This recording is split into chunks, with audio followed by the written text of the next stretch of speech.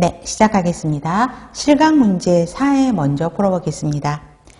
1번 구성원들의 권한책임 의무 정도에 따라 상하계급, 계층별로 배열해서 집단화한 뒤 각 계층 간의 권한과 책임, 배분하고 명령계통이나 지휘감독 체계를 확립하는 것은 계층제 원리에 대한 정의를 설명하고 있죠. 그래서 실제 지휘감독 체계를 확립하는 것은 조직화의 원리에 어떤 조직화의 원리에 해당하느냐 이렇게 실제 기출로도 나와 있었거든요. 그래서 계층제 원리에 대한 설명 맞고요. 2번 현대사회로 오면서 구성원의 사기저하를 방지화해서 계층의 수를 늘리는 게 아니고 줄여야 된다 그랬죠. 그래서 X. 3번 명령 통일의 원칙을 지나치게 강조하면 조직이 환경 변화에 신속하고 융통성 있게 적응하기 쉽지 않죠. 그래서 적응하기 어렵다라고 바꿔야 되겠죠. 그래서 X. 4번 명령 통일의 원칙을 지나치게 강조하면 의사소통 시 직원에게 과중한 부담을 주어서 의사소통의 왜곡, 누락, 편중 현상이 나타나는 것은 명령 통일의 원칙을 강조한 게 아니고 계층제의 원칙을 강조하면 의사소통 왜곡, 누락, 편중 여기에 키워드를 맞추라고 했어요. 그래서 4번은 X, 계층제의 원리가 지나치게 강조된 것을 볼 수 있습니다. 5번 분업 전문화의 원리는 직원들로 하여금 일에 대한 흥미를 잃게 할 수도 있고 개인과 부서 간의 할거주의가 야기되어서 조정 통합하기 어려운 문제점이 발생하죠. 그래서 5번은 동그라미. 6번 한 사람의 관리자가 통솔하는 직원의 수가 적을수록 계층은 늘어나는 거죠. X. 7번 분업 전문화의 원리의 단점을 설명한 건데 재정적 낭비가 증가하게 되죠. 감소한 거니까 틀렸고 그러면 책임 소재가 명확하지 않죠. 그래서 7번 문항 같은 경우는 두 군데가 다 틀린 문항입니다. 그래서 X. 8번 업무 처리 장소가 지리적으로 분산되어 있으면 통솔 범위는 넓어져요, 좁아져요? 좁아지게 되죠. 보시면 되겠고 9번 권한은 위에서 아래로 한 방향으로만 흐른다. 여기까지는 맞죠. 부하의 자발적인 복종뿐만 아니라 비자발적인 복종까지도 포함하는 게 권한이라 그랬어요. 그래서 앞문장은 맞아요. 자, 위에서 아래로 한 방향으로 흐른다는 맞는데 뒷문장 부하의 자발적인 복종만 포함한다. 그래서 틀린 거죠. 그래서 보시면 되고 비자발적인 복종까지도 포함한다. 이렇게 바꿔야 되겠죠. 10번 자, 스텝 권한을 물어봅니다. 조직 목표가 달성되도록 직접적인 의사결정이 아니라 간접적으로 의사결정을 하는 거고 직접 명령할 수 있는 권한이나 지휘권을 가지고 있지 않죠. 그래서 10번도 두 개의 문항이 다 틀린 거죠. X. 11번 주요한 사항일수록 의사결정에 대한 권한의 위임 정도는 낮아지게 되죠. 그러면 질문 하나 드릴게요. 권한위임하기 어려운 세 가지가 뭐였지? 비용을 생각하는 거, 조직 받침의 통일성을 생각하는 거, 지금 질문에 있는 것처럼 그 중요한 사안일수록 권한위임은 어려워지는 것입니다. 12번 권한위임을 하면 각 부서의 목표와 이익축으로 부서 구성원의 협동의식이 증가한다? 여기서 틀렸죠. 부서 우선의식이 팽배해지는 거고 그래서 첫 번째 문장 틀렸고 조직 전체 비용이 감소하는 게 아니라 조직이 너무나 분산되기 때문에 조직 전체 비용은 증가할 수밖에 없죠. X입니다. 두 문항 다 틀려서 다 X. 13번 권한위임은 융통성 있고 신속한 의사결정을 할 수 있어서 급변하는 환경에 적절히 대응할 수 있죠. 그래서 권한위임의 장점에 대한 설명을 하고 있는 거고 14번 조직 구조를 결정하는 구성 요인은 세 가지였어요. 그러면 복잡성 맞고 공식화 맞고 자율화가 아니라 직권화로 바꾸셔야 되죠. 그래서 세 가지 복잡성, 공식화, 직권화 이렇게 해야 맞는 문항이 되는 겁니다. 그래서 X. 15번 조직의 경비를 절약하고 위기에 신속하게 대처할 수 있는 거는 직권화 조직이 그렇게 하죠. 16번 조직의 반응 시간을 줄여서 신속한 업무 처리와 신속한 의사결정을 할 수 있는 거는 분권화의 특성을 갖고 있고요. 17번. 일상적인 기술일수록 복잡성은 낮아요. 공식성은 높죠. 그래서 복잡성은 낮고 공식성은 높고 직권화는 맞아요. 그렇죠? 그래서 17번은 X. 18번. 조직의 직무가 표준화되어 있는 정도를 나타내는 것은 공식화에 대한 정의를 설명하고 있고, 공식화는 조직 구성원들의 행동 통일하는 거죠. 그렇기 때문에 통제하기가 쉽다라는 것입니다. 19번. 부서 업무나 개인의 전문화를 촉진한다. 의사결정의 신속과 업무의 효율성이 증가하는 것은 분권화된 조직의 특성을 설명하고 있고요. 20번. 분권화는 조직 전체라는 통합이 잘 이루어지지 않는다 그랬죠. 그렇기 때문에 비용이 많이 든다라는 거죠. 그래서 20번 문항도 두 군데. 그래서 전체로는 통합이 잘 이루어지지 않아 비용이 많이 든다 이렇게 바꿔야 되겠죠. X입니다. 21번. 조직의 생리현상을 파악할 수 있는 것은 공식적인 구조가 아니라 비공식 구조를 통해서 생리현상을 파악할 수 있고요. 22번. 분업과 전문화로 조직의 효율성이 증가하고 조직의 안정화를 기할 수 있는 조직은 라인 조직의 특성을 설명하고 있죠. 동그라미입니다. 23번.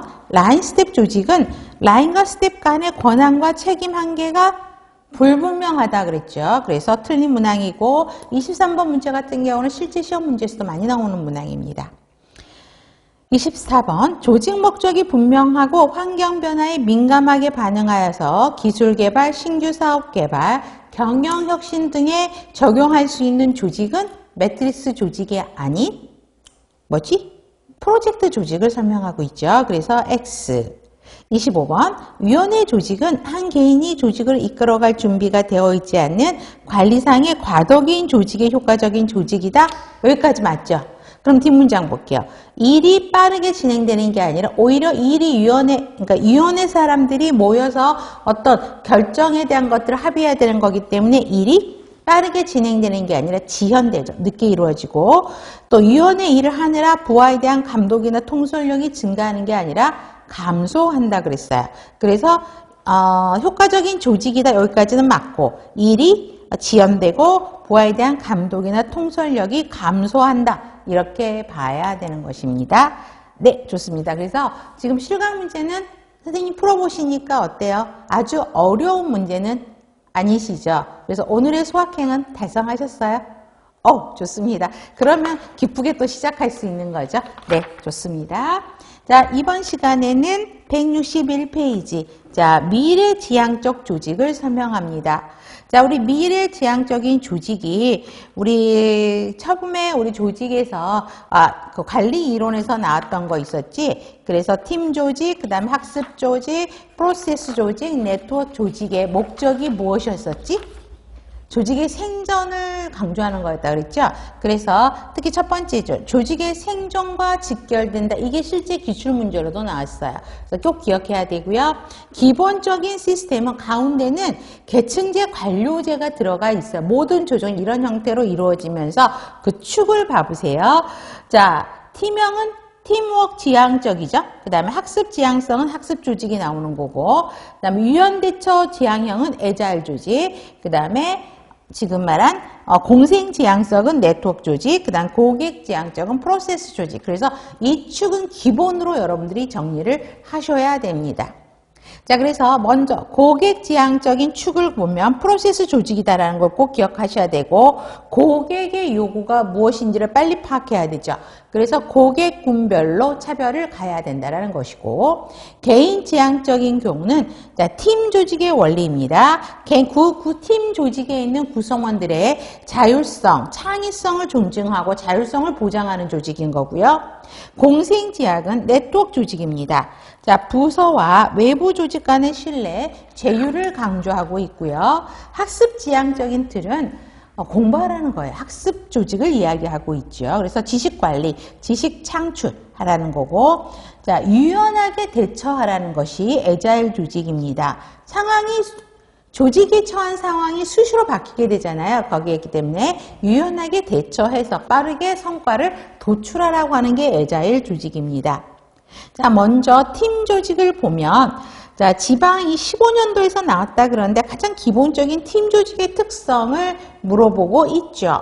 자, 팀은 어때요? 현대사회로 오면서 대규모화가 되고 하고 있는 일이 점점 복잡하고 세분화가 되죠. 그러니까 계층을 줄여서 팀 조직으로 가라라는 거는 우리 전 시간에 했었어요. 그래서 부서 간 계층 간의 장벽 허물고 구성원들의 팀워크를 강조하는 게 팀 조직입니다. 그래서 보시면 되겠고, 특히 디귿 변형, 환경 변화에 잘 대처하기 위해서 팀 조직은 수직적인 체제가 아니죠. 수평적인 조직 체계를 특성으로 구성원의 인적 자원의 유용한 활용, 의사결정의 신속화. 의사결정이 왜 신속화가 되죠?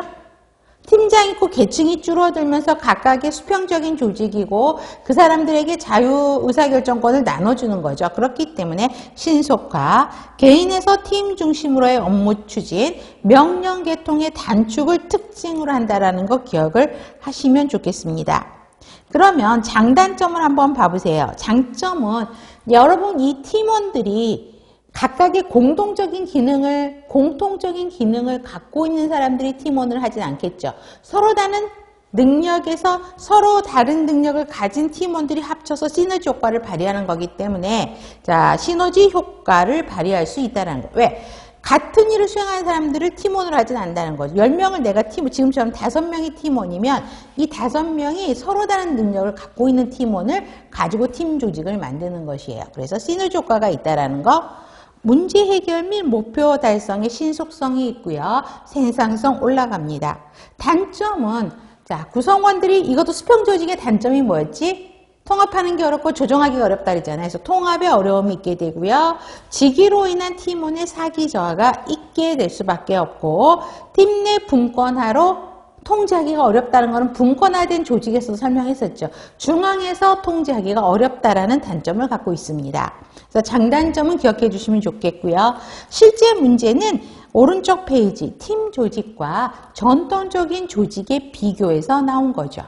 자, 정통적인 봐보세요. 계층제 라인 조직을 이야기하는 거죠. 그래서 수직, 계층, 그다음에 목표는 상사들이 정하는 거죠. 명령 지시하게 되고, 그다음에 카리스마, 힘을 갖고 있는 리더가 있게 되는 거고, 상부가 개인적 의사결정을 하게 되고, 그 다음에 조직 성과는 개별적 성과의 총합이고 상부 조직의 성과에 대한 기여도로 평가를 하게 되고 연공주의에 간다라 그러면 팀은 수평이고 스스로 결정하고 개방 공유, 서로 리더십이 공유되고 있고 팀이 수립한 기준과 추진한 목표의 달성도를 가지고 평가를 하게 되고 팀 기준, 팀의 능력에 따라서 평가가 이루어지게 됩니다. 그 차이만 구별하시면 돼요. 더 알아보기. 자, 학습 조직은 자, 아직까지는 한 번도 나오지 않았습니다. 자, 급변하는 환경에 잘 대처하려면 학습하는 문화를 조직에 정착을 해야 된다는 게 학습 조직의 특성이에요. 그래야지만이 급변하는 환경에 잘 대처할 수 있다라는 것이죠. 공부하지 않는 구성원들이 모인 조직은 빠르게 변하는 환경에 대처하지 못하죠. 그렇죠? 자, 그래서 특징에서 보면 특히 제일 밑에요. 장기적인 측면에서는 구성원 전체의 학습 능력을 높여 경쟁력을 높이는데 관심을 많이 갖는 거죠. 그래서 여러분들이 보기에는 옛날 이야기하지만 컴퓨터가 발달하기 전엔 전부 수기를 썼었잖아요. 간호럴슨 레코드도 그렇고. 그런데 이제 컴퓨터가 들어오고 하면서 전자기기들이 발달하니까 어때요? 우리 신입 간호사들은 컴퓨터 굉장히 자판 막 두드리는데 관리자들이 이 자판을 못 두드려요. 독수리 타법을 해요. 그러니까 중앙에서 어떻게 됐냐면 그 기업병원에서 수간호사 워크숍을 2박 3일을 떠납니다. 그래서 그 컴퓨터 능력을 활용할 수 있는 것들이 있게 되고 또 컴퓨터 기기들이 이제 어때요? 스몰화가 되고 통신기기들이 스몰화가 되죠. 그래서 이걸 PDA 사용법을 또 수간호사 때 교육하느라고 1박 2일 워크숍 가게 되고 그렇죠? 그 다음에 블로그 같은 게 병동 단위로 막 만들어내는데 수간호사님이 그걸 몰라요. 그러니까 또 그걸 어떻게 운영하는지 그렇죠? 예전에 싸이월드 혹시 아세요?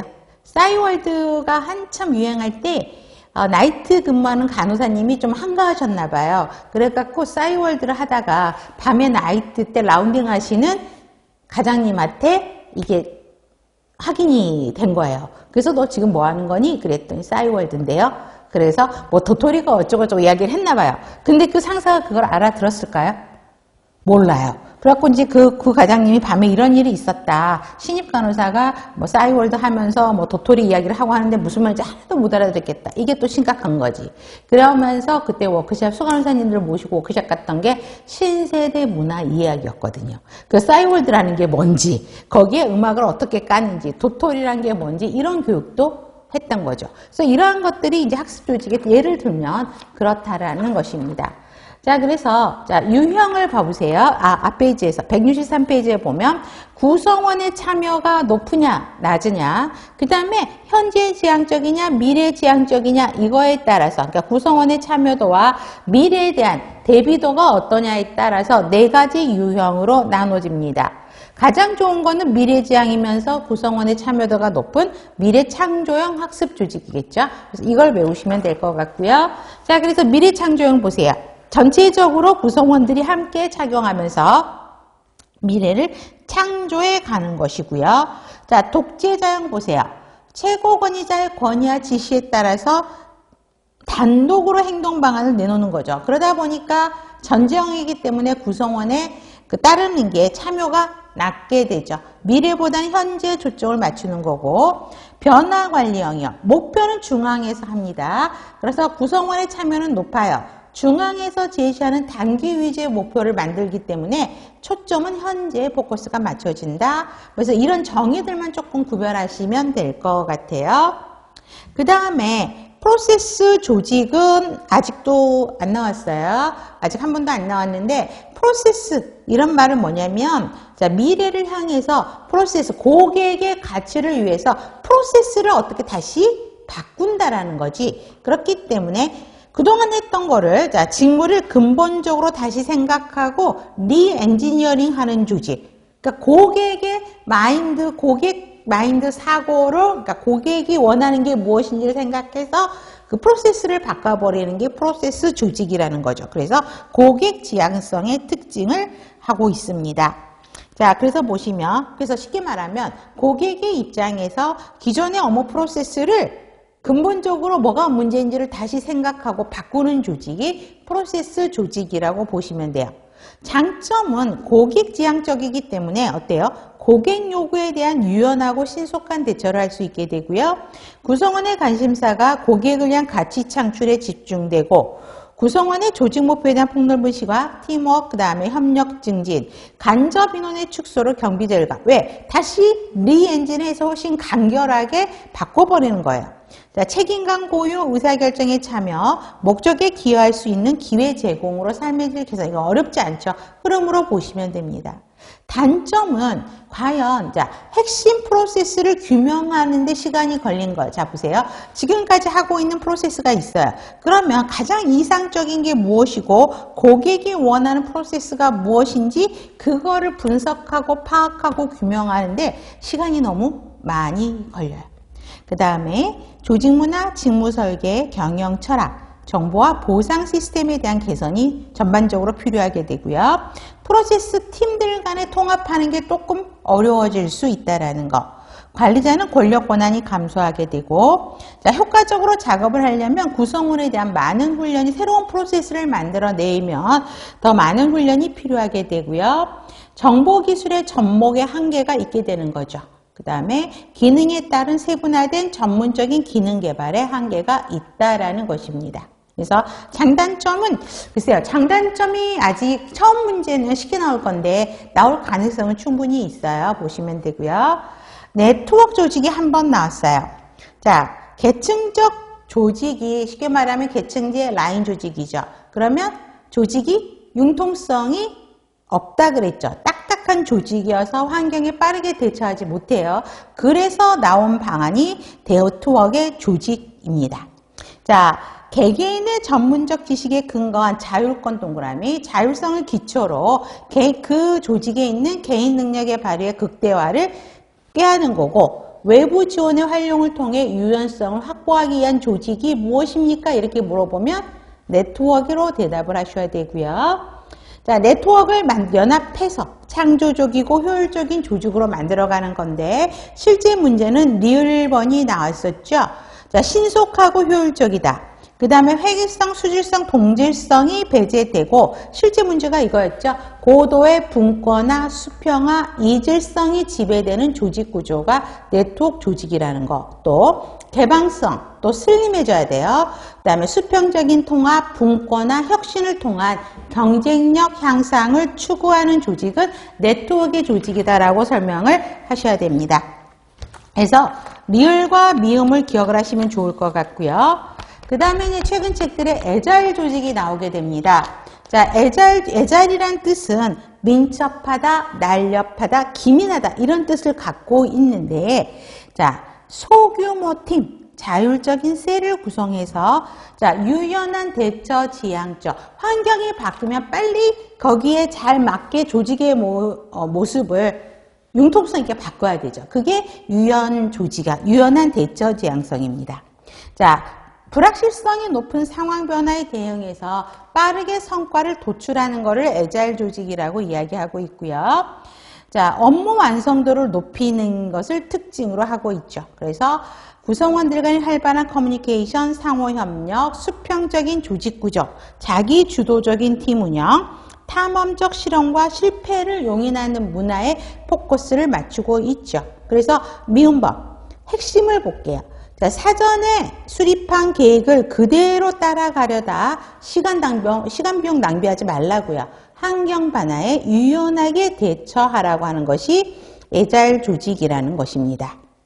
그래서 그거를 보시면 되겠고요. 다음에 병원 조직입니다. 자, 병원 조직은 여기서부터는 그냥 이해하시면 돼요. 외우기라기보다는. 자, 국민보건의 향상, 병원 경영의 목적 두 가지를 갖고 있죠. 병원이 수입을 내야 되는 거잖아요. 이용 창출하고 또 국민의 건강보건 향상한 두 가지 목적을 하는데 우리 병원만큼 전문 인력과 비전문 인력이 많이 있는 곳이 병원이 제일 많을 거예요. 물론 전문직에 의해서 모든 것들이 이루어지긴 하지만 전문직도 많고 비전문 인력이 같이 공존해야 되는 조직이 병원이라는 시스템입니다. 자, 기능 보세요. 자, 첫 번째, 의에서 동그라미 1번에서 두 번째 줄 환자 진료, 의학교육, 의학연구, 공중활동을 한다라고 되어 있는데 그게 기능에 해당되는 말입니다. 자, 환자에 대한 진단, 간호 및 치료 서비스 제공이 환자 진료에 대한 부분, 전문적 및 기술적 교육 훈련이 의학교육, 학문적 과학적 연구기 의학연구, 주변 인구 집단에 대한 사회봉사적 차원의 보건 서비스 제공이 공중활동에 대한 내용입니다. 그래서 이거는 바로 네 가지는 기억을 하셔야 되겠고, 특성은 이거는 뭐 경영 측면이냐 조직 측면이냐 이렇게 나눌 필요는 전혀 없어요. 그냥 이해하시면 돼요. 자, 고도의 자본 집약적, 돈이 몰리는 곳이에요. 그 다음에 노동 집약적인 거는 구성원이 제공하는 서비스에 의해서 병원의 일들이 들어가는 거기 때문에 노동 집약적이다. 그 다음에 다양한 조직 목적이요. 의료사업도 해야지, 연구도 해야 되지, 기술 배열도 해야 되지, 공중보건 증진도 해야 되죠. 그런데 병원 서비스를 평가한다? 우리 병원 서비스 마케팅에서도 다시 이야기가 나오겠지만 서비스를 평가한다는 게 결코 쉽지 않죠. 어려운 조직이고요. 구성원이 매우 다양한 조직이에요. 고급 인력, 전문 인력도 많고 비전문 인력도 많고 그 다음에 행정과 진료로 나누어진 이원적인 구조다. 이거는 뭐냐면 여러분들 메디컬 드라마 보면 항상 싸우는 그 우두머리급들이 있어요. 누가 싸우지? 소위 말하는 착한 의사라고 해서 의사들을 대표하는 의사가 하나가 있고 하나는 돈을 관리는 경영진 의사 마인드를 가진 경영의사하고 진료 파트의 의사하고 서로 싸우죠. 그러면서 그 경영의사가 뭐라 그래요? 이렇게 되면 병원 망합니다. 아껴 쓰세요. 막 하죠. 근데 의사는 어때요? 환자를 살리기 위해서 돈이 중요합니까? 하고 맨날 파이팅 하잖아요. 그렇기 때문에 자, 행정 진료로 나누어지는 이원적 구조로 이루어지는 게 문제인 거고요. 그 다음에 과업시 불확실하고 불안정적이어서 이걸 표준화하기 힘든 병원 조직인 거고요. 그 다음에 환자에게 최선의 의료 서비스를 제공한다. 그러면서도 수익을 내려면 최소 비용을 써야 되는 거지. 그렇기 때문에 상충적인 조직체다. 또 환경 측면은 자, 의료기관들이 굉장히 많아져서요. 그래서 경쟁이 굉장히 심화되어 있어요. 그렇기 때문에 병원을 잘 이끌어 가려면 비용 절감을 해야 되고요. 경영 활미화가 필요합니다. 그래서 예전에는요, 병원장을 하면 전부 의사들이 많이 했거든요. 그런데 기업병원이 이제 제가 이제 젊었을 때 기업병원이 만들어지면서 했던 것 중에 하나가 경력이 어느 정도 쌓여진 의사를요, 외국으로 보내서 경영 마인드 교육을 시켜갖고 공부를 해갖고 다시 한국으로 들어오면서 그 사람들을 중심으로 병원을 오픈을 했거든요. 그러니까 경영 마인드를 가진 의사가 있고, 그 다음에 환자를 직접 치료하는 의사들을 만들면서 경영의사, 진료의사 이렇게 두 체제로 기업병원들이 만들어지기 시작합니다. 그래서 비용 절감, 경영 합리화가 필요한 거고요. 그 다음에 질 높은 의료 서비스 제공에 대한 사회적인 압력이 크게 되고 대부분 직무가 면허를 가진 자에게만 허용이 되고 있고 그다음에 병원에서의 노사분규 제법 뉴스에서 많이 나오죠. 그런데 어때요? 분규가 일어나면 사회적 비난 강도는 굉장히 높죠. 환자의 생명을 담보로 너네가 그런 행동을 하느냐 그러면서 사회적인 지탄을 많이 받게 되고요. 의료 수가가 우리나라처럼 그죠? 외부기관, 나라에서 지금 통제를 하고 있는데 고수가 정책이 아닌 저수가 정책으로 하고 있는 게 문제인 거고 업무 측면은 24시간 연중무휴죠. 건강과 생명에 직접적으로 영향을 미쳐서 하나의 실수가 허용되지 않죠. 그렇기 때문에 조금 우리가 간호조직에서 문화에서 가장 대표적인 게 뭐지? 그 태움의 문화? 저는 그 말을 굉장히 싫어해요. 어떻게 하다가 간호조직의 문화가 태움 문화로 발전했는지 일반 사람들이 모르는 사람들이 태움의 문화 하면은 너무 쉽게 이야기를 하는 것 같다는 생각이 들어요. 그런데 저는 절대 태움의 문화를 옹호하는 건 아닙니다. 그런데 지지하는 것도 절대 아니에요. 선택적 경청하지 마세요. 그런데 우리가 하는 일이 지금처럼 한 번에 내가 아주 사소한 실수가 그렇죠? 혈액형 확인 안 했다가 수혈했다가 환자 사망하게 되면 대형 사건으로 본인들은 적신호 사건이 일어나는 거기 때문에 한 번의 실수도 크게 용납하지 않죠. 그래서 실수할 때도 좀 심하게 혼을 내는 경우가 있죠. 다시는 그런 실수하지 말라고. 근데 이게 이제 커지고 그 다음에 그거를 훈련하는 과정에서 개인적인 그 특유한 성격들이 나오면서 태움의 문화가 나타난 것 같아요. 그런데 그럴 수밖에 없는 배경이 이거라는 거죠. 건강과 생명에 직접적으로 영향을 미치기 때문에 우리가 하는 작업이 서류 작업이 아니에요. 화이트로 지우고 프린터 재출력하고 이런 작업이 아니란 말이죠. 그렇기 때문에 굉장히 스트레스풀한 직업인 거고 미국에서 조사를 했는데 가장 도덕적, 윤리적인 직업이 뭐냐? 강조한 직업이 뭐냐? 그때 의료 파트래요. 그렇기 때문에 그만큼 이런 거를 중요시하고 있고 서비스 제공이 불안정성이 높다. 이 말은 뭘까? 우리 간호 파트로 하면 경력 간호사가 제공할 서비스와 신규 간호사가 제공할 서비스가 동일해야 되는데 가서 보면 어때요? 신규 간호사를 비하는 말은 아니에요. 아직은 업무의 미숙함으로 인해서 간호 서비스가 동일하지는 않죠. 그렇기 때문에 계획하고 통제가 어렵다라는 거. 환자 진료는 해야 기본으로 하되 교육, 연구, 봉사 기능을 갖고 있다라는 거. 또 서비스 제공이 직종 간 유기적으로 연계가 되어 있는 부분이 대부분이어서 단일 직종별 성과 측정이 어렵다. 이게 뭐냐면 우리 병원에 입원한 사람들은 아파서 입원을 한 거지. 근데 예를 들어서 캔서 환자라고 해요. 그럼 캔서 환자가 치료돼서 나가는 게 병원의 목표잖아요. 건강을 찾아서 나가는 거. 그러면 자 캔서가 치료돼서 나갔어. 누가 잘했어요? 딱 의사 진료 파트가 잘했다라고 하기는 어렵다는 거죠. 왜? 의사도 잘했고 그 다음에 그거를 암 치료를 수술한 의사가 또 잘했고 그 후에 항암요법을 하는 그 약물들, 약제부의 협조도 있었던 거고 그 다음에 그걸 회복할 동안 계속 서비스를 했던 간호 파트에서도 열심히 했기 때문에 환자가 건강이 회복돼서 나간 거잖아요. 어느 부서가 가장 1등 공신이다 하기는 어렵다라는 문장으로 보시면 됩니다. 그래서 이거가 한 번 정도, 한 두 번 정도 나왔는데 어렵지 않게 쉽게 풀 수 있는 문제였어요. 그 다음에 병원 조직의 환경은, 자, 여러분, 여러분들이 병원 관리자야. 그러면 내부 환경과 외부 환경이 있는데 관리자라면 어떤 환경을 바꿀 수 있을까요? 외부 환경을 바꿀 수는 없죠. 병원의 바깥의 환경이 바뀌는 거를 어떻게 할 수가 없어요. 그러면 관리자라면 내부 환경을 변화하는 외부 환경에 맞춰서 내부 환경을 바뀌는 거죠. 그렇기 때문에 문제점을 해결할 수 있다는 거죠. 그래서 병원 관리자의 의지, 노력, 능력에 따라서 문제점을 해결할 수 있는 미시 환경을 내부 환경이라고 이야기를 한다는 거죠. 외부 환경은 봐보세요. 지금 그 옆에 박스에 있는 내용이 지금 현재 이런 상황들이 벌어져 있죠. 자, 노인 인구의 증가 여러분, 100세. 옛날에 저희 시절에는 100세는 상상도 못했죠. 요즘 110세 보험까지도 나온다면서요. 그리고 TV에서도 인간 다큐 이런 거 나오면 100세 어르신이 나오는데 허리 빳빳하고요. 그 다음에 보청기도 안 끼셨고 걸어 다니세요.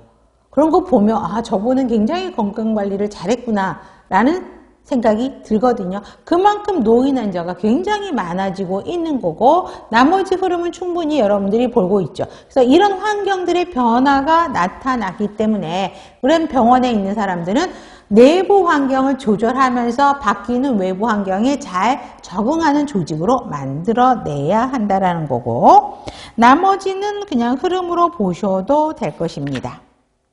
자, 다음에 직무관리입니다. 직무관리는 여기서도 보시면 직무 설계, 직무 분석, 직무 평가와 관련된 게 직무관리입니다. 정의를 보세요. 직무를 설계해서 직무 체계를 형성한 게 직무 설계. 그 다음에 직무 분석해서 나오는 거고, 자, 가업 내용과 직무를 수행하는 구성원의 자격 요건을 결정한다. 그러면 과업의 내용을 설명한 게 뭐예요? 직무 기술서. 기술서고, 그 다음에 구성원의 그 일을 수행하는 구성원의 자격 조건을 결정하는 거. 이거 뭐지? 직무 명세서죠. 그래서 직무 분석을 통해서 나오는 직무 분석을 통해서 나오는 두 가지 아웃풋이 기술서와 명세서가 도출되는 거고 직무를 평가하는 게 직무평가죠. 그래서 가장 쉽게는 직무관리에는 뭐가 들어간다? 직무설계, 직무분석, 직무평가가 들어간다라고 보시면 됩니다. 자, 그럼 먼저 직무설계를 보세요. 자, 직무를 잡 디자인하는 거죠. 과업을 세분화해서 구성원들에게 일을 배정하는 과정을 직무 설계라고 이야기를 하게 합니다. 그래서 이렇게 하면 구성원들이 어때요? 세분화해서 구성원들에게 배분하니까 효과적으로 일을 잘 할 수 있어요. 그래서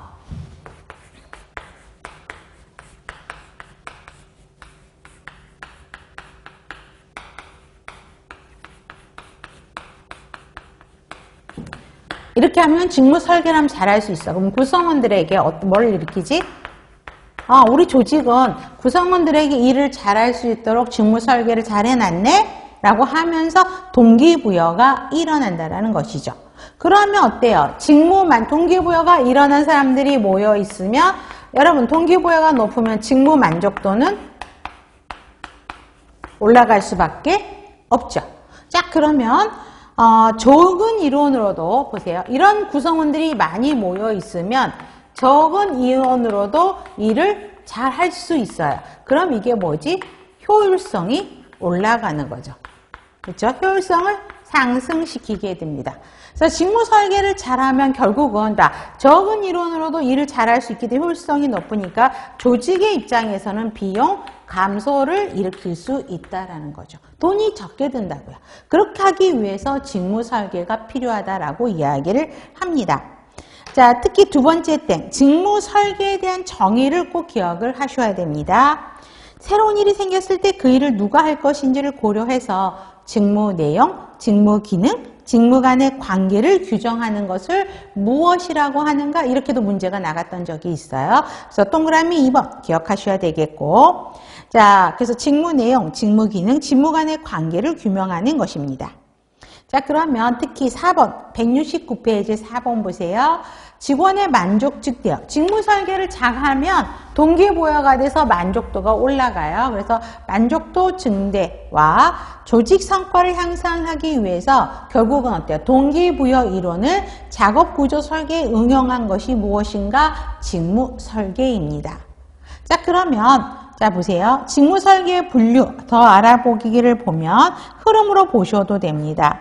1900년도에서 1940년대 말이 과학적인 관리죠. 그래서 과학적 관리의 틀이 뭐였지? 분업화, 세분화하고 반복해서 하는 거잖아. 그렇기 때문에 직무의 세분화, 단순화, 표준화, 일상화.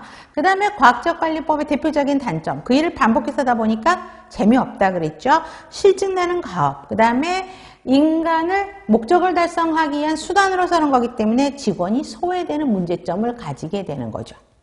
그 다음에 이게 하면 그 다음에 나오는 게 이제 직무 순환, 직무 확대가 이루어지게 됩니다. 그래서 수평적인 직무 확대가 이루어지고요. 그 다음에 직무 충실화, 직무 특성 모형을 가지고 이야기를 하게 되죠. 그래서 만족감, 뭐 창의성, 도전, 뭐 이런 것들을 이제 하게 되는 거죠. 그래서 흐름을 보시면 됩니다.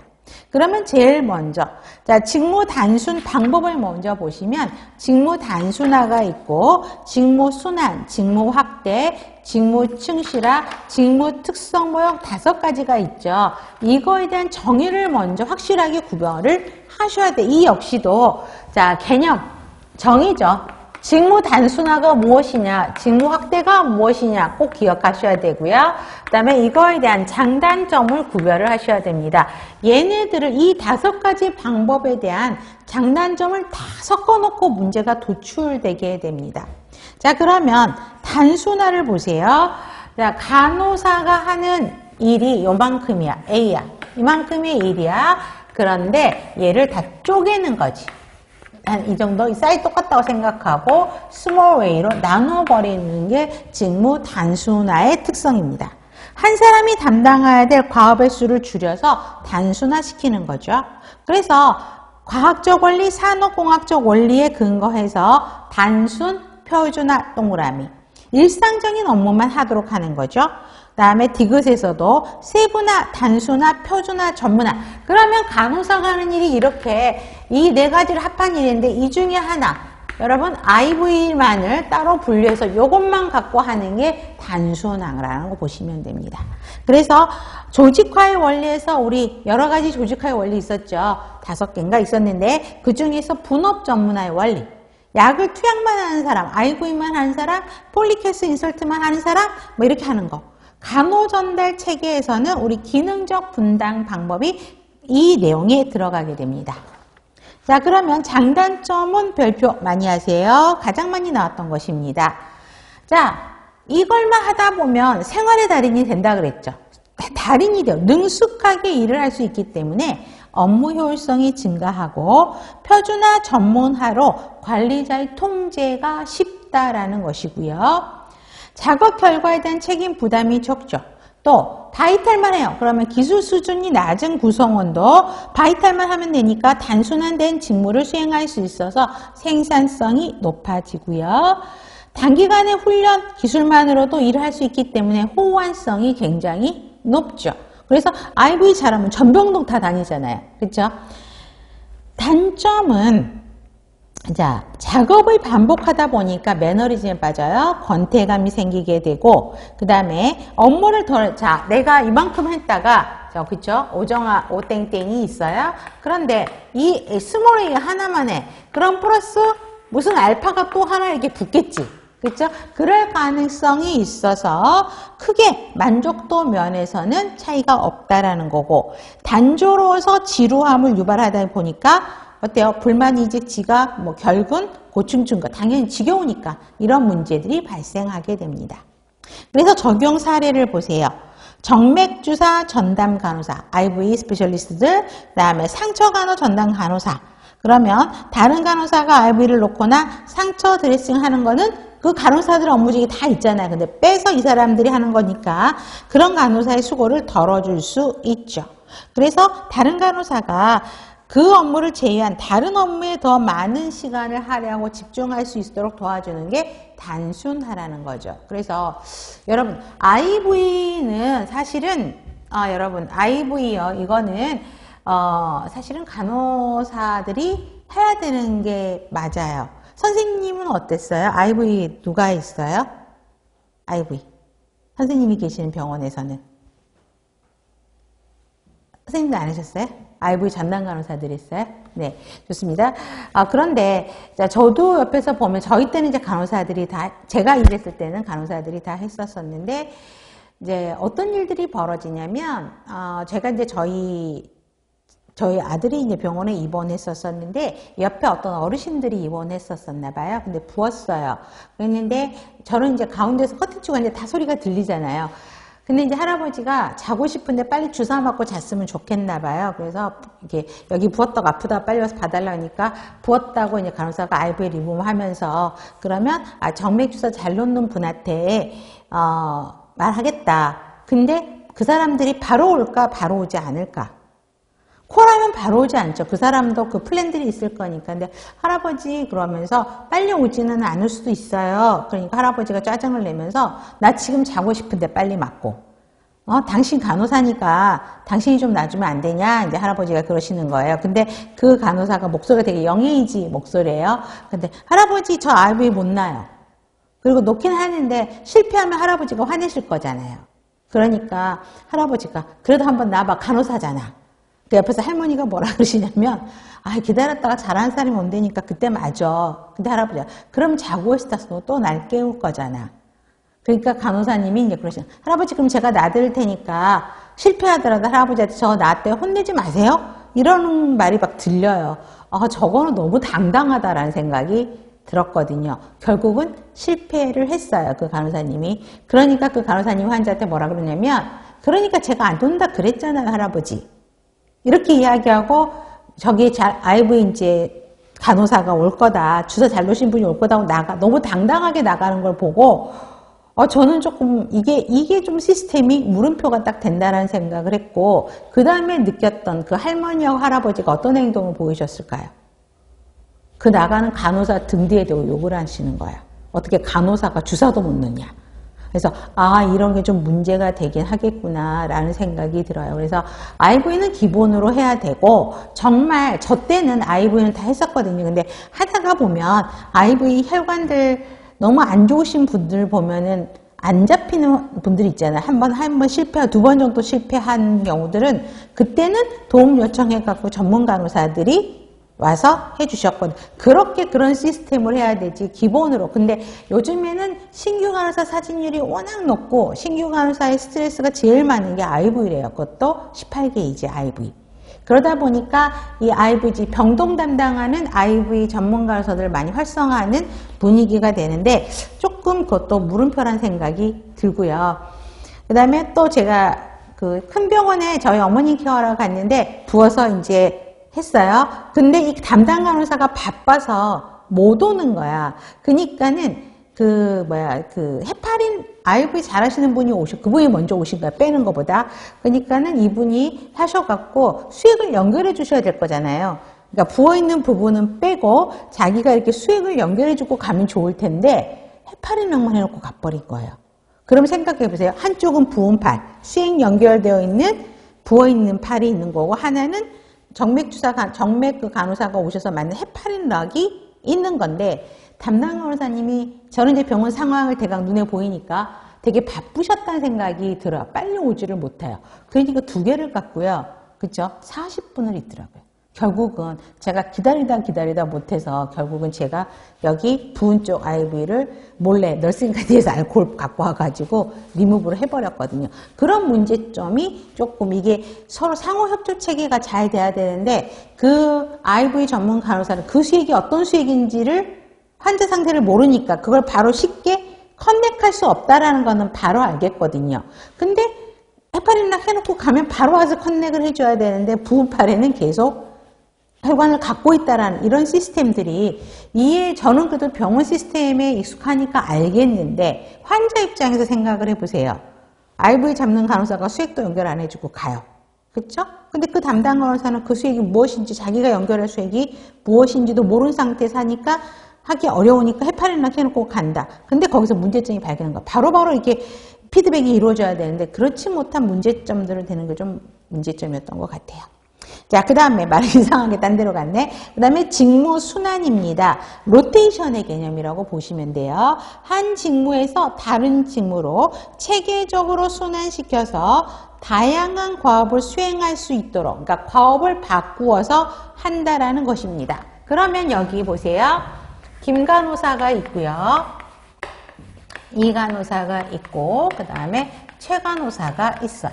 그러면 김 간호사가 내과에서 있었고, 그 다음에 이 사람이 외과에서 있었고, 이 사람이 소아청소년과에 있었다고 해요. 이렇게 근무를 했어요. 이렇게. 근데 순환은 어떻게 하는 거냐고요? 이 사람을 로테이션 이렇게. 내과에서 외과, 이렇게 외과에서 소아청소년, 소아청소년에서 내과 이렇게 바꾸는 게 지금 말하는 직무 순환입니다. 그래서 새로운 과업을 수행하는 데 필요한 지식이나 기술을 습득하게 함으로써 단조로움을 줄일 수 직무 수행의 단조로움을 느끼는 게 뭐예요? 지금 앞에 페이지 직무 단순화가 단조로움을 느끼죠. 하다 보니까 지겹단 말이에요. 그러니까 로테이션을 시키면서 단조로움을 줄여서 맡은 직무를 순환시키는 거라고 보시면 돼요. 그래서 이것도 수평적인 직무 확대라고 보시면 돼요. 다른 말로 하면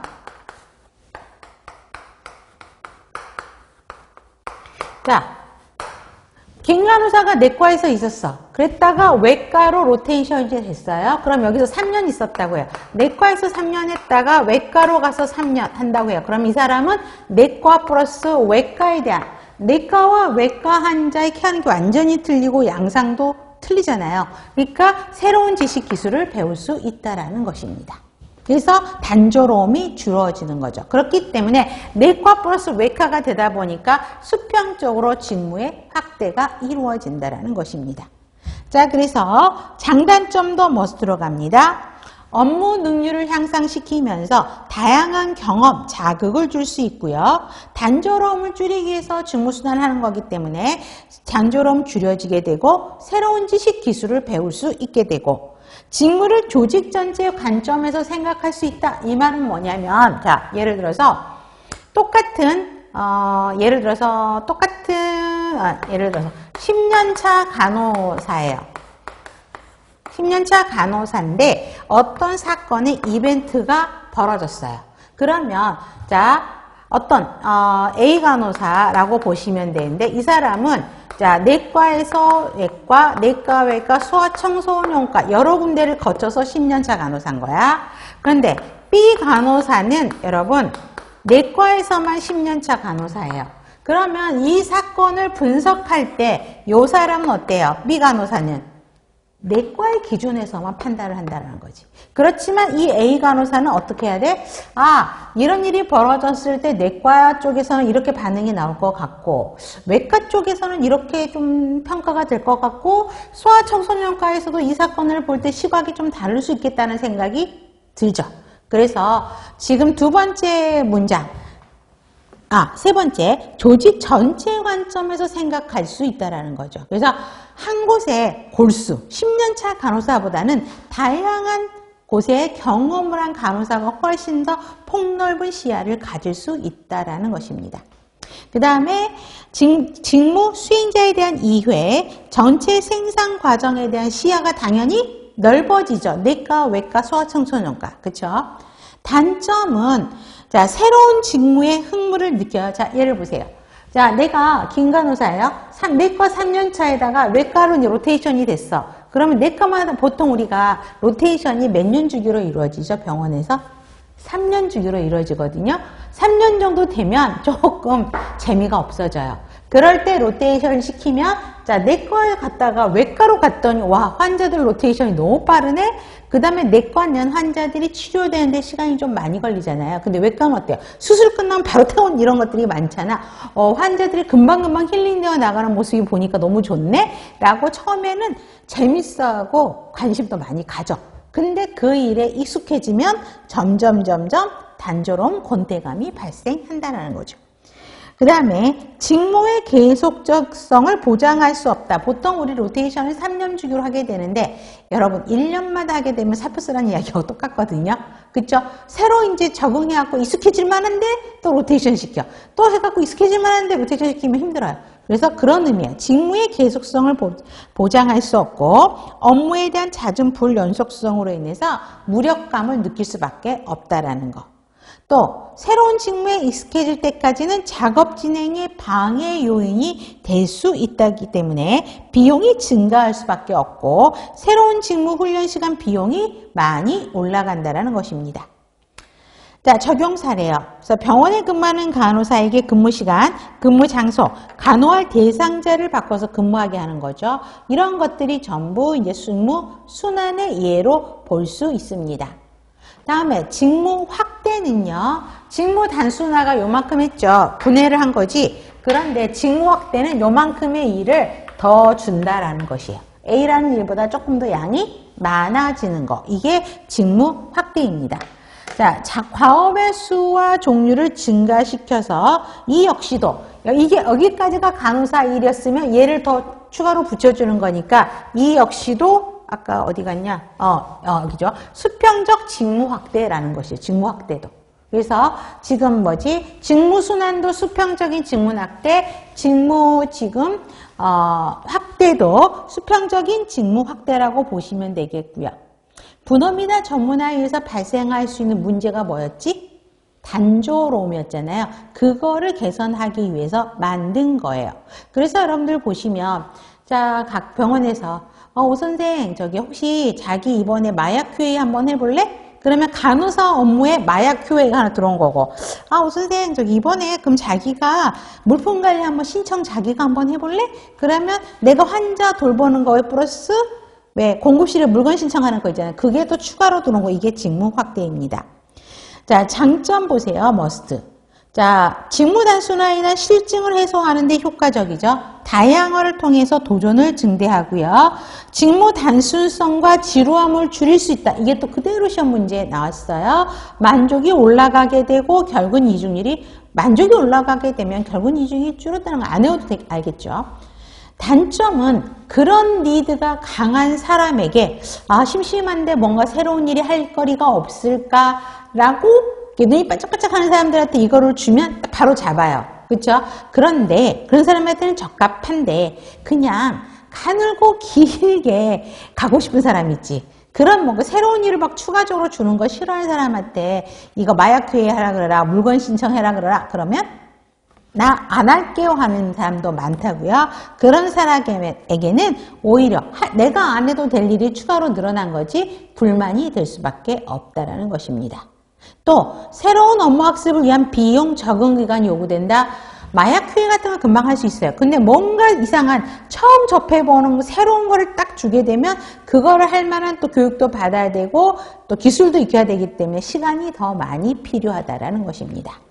적용 사례, 정맥주사 전담 간호사에게 입원 환자와 외래 환자 정맥주사를 이 사람이 했어요. 기본으로. 근데 거기다가 히크만 카테터를 갖고 있는 환자 카테터 관리 업무까지도 추가됐다라는 것이죠.